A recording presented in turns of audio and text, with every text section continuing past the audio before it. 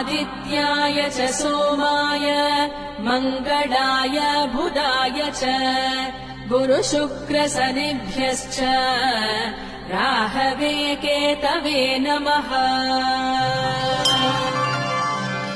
आदित्याय च सोमाय मङ्गलाय बुधाय च गुरुशुक्रशनिभ्यश्च राहवे केतवे नमः।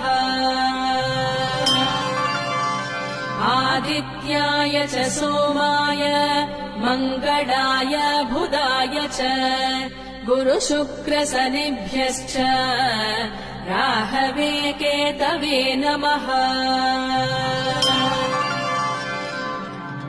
आदित्याय च सोमाय मङ्गलाय बुधाय च गुरुशुक्रशनिभ्यश्च